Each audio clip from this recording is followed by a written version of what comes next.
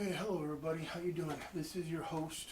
I'm your host, Two Stroke Fanatic, and I'm back here to go ahead and finally finish doing my homelite um, um, chainsaw stuff. It's been a while and stuff.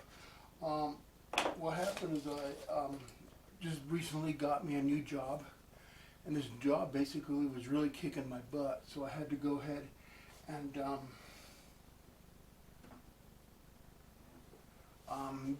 try to get used to the job and stuff before I could do this because I wouldn't have any energy and I would look really bad on here. So anyway, let's see. So I had a comment. Somebody put on a comment and everything about that this was, where I guess something like, this was just not much of video, whatever. There's no putting it back together and stuff. I forgot the person's name, and I'm very, very, very sorry for that. But like I said, I've been busy working.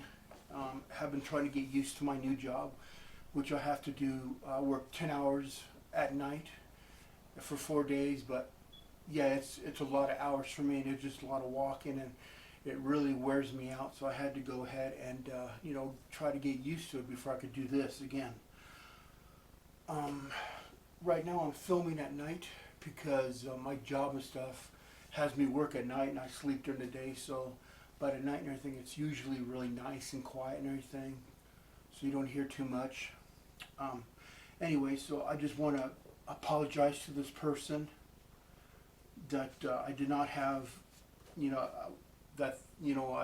kind of forgot about this chainsaw, and I've been busy with other stuff, my job, my new job and stuff. Anyway, so what we're going to do today and stuff is we're going to go ahead and start putting this chainsaw back together. I also got a question. Somebody emailed me a question or anything about, they said that they have a mantis tiller. No. This is another, what it is that they say that for some reason they have a weed eater with very low compression, but the thing is, the rings, the cylinder, and the piston all look really great shape. And he's wondering what's going on here. Why is there not any compression? And what I believe in everything is that what it is that probably that the compression ring everything doesn't reach all the way around, and it has a very wide gap.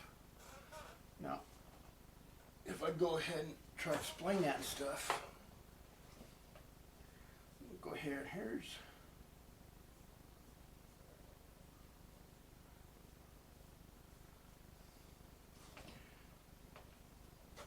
okay. So here we have the piston and ring for this chainsaw here, and let's see. Go ahead and put the ring on.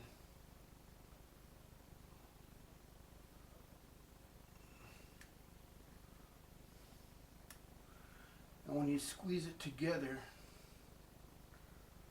and go like that, you'll see that it almost touches. It touches that one thing and then almost touches together, which means that this has practically no gap. There's a very, very tiny little bit of gap in there, which is good. Which means and stuff is that the air will not be coming through so easy. Another way to do this is to go ahead and take your cylinder, put in your ring,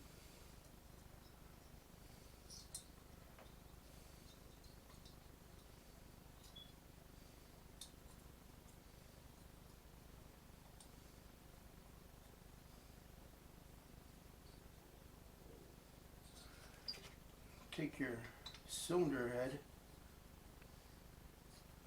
your piston, push it down a little bit, and then what you do is you go ahead and look at the spacing in there on the end ring cap, and if the spacing is about this much of your little piston stop here. That's usually pretty good.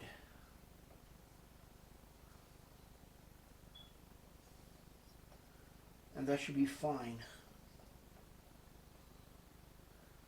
Very carefully take them.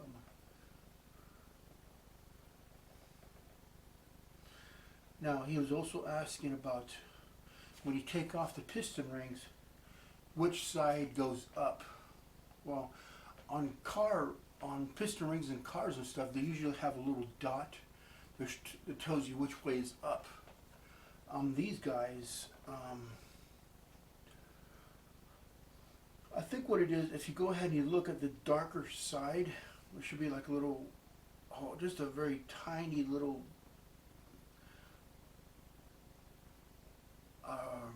right here, and that should be up.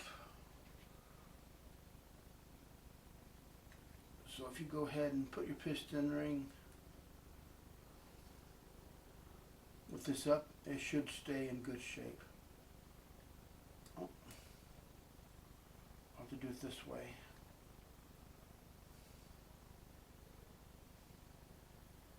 Oh shoot.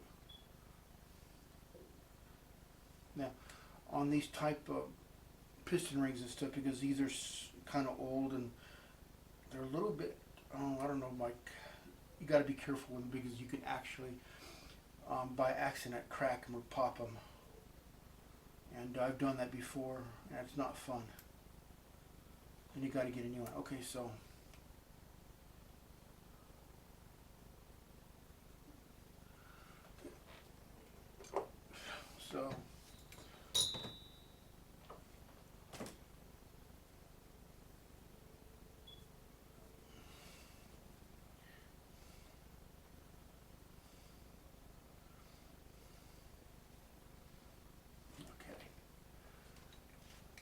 Go ahead and we do the same to the second one.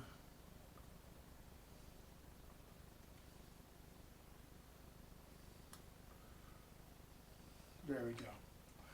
Okay, so we have 2 compression rings on here, and you'll see that the spacings are a little bit off.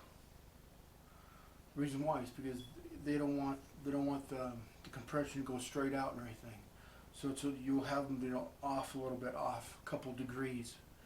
So this one is right here, and this one's right here. Also do it this way and everything, so it goes ahead and goes around the passages in here. I don't know if you can see, but there's passages in here that go into the top of the cylinder. You want to make sure you go ahead and go around those guys. Okay. So we're going to go ahead and start putting this guy together. Unfortunately, this thing is really dirty, but I'll clean up everything as I go.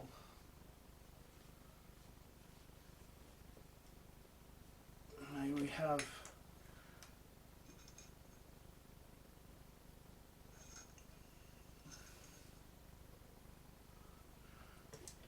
now these are called the spacers. This is just to space out everything.